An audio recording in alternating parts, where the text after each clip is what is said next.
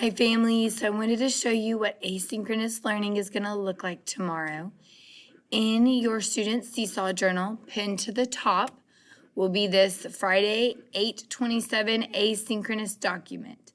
This will house everything they will need for asynchronous learning.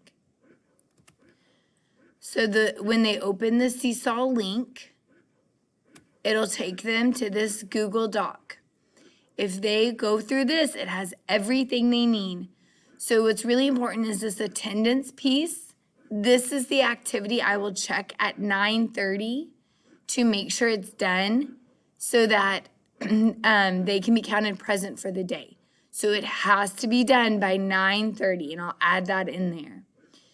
Here, phonics, if they click on the Seesaw link, it'll take them straight to the Seesaw activity. They don't have to go search for it.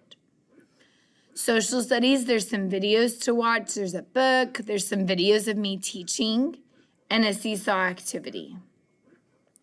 Reading, there's just a fun little get-to-know-you activity, and then they can do Lexia and read to self. For writing, there's another video that they can watch of me teaching my writing lesson, and then a Seesaw activity they can do for their small moment writing.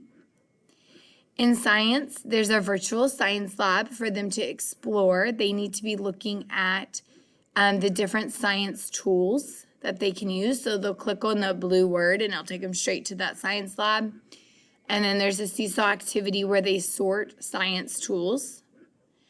And then in math, there's a Seesaw activity for them to do in math as well. And they can get on Imagine Math or Imagine Math Facts if they have extra time, okay?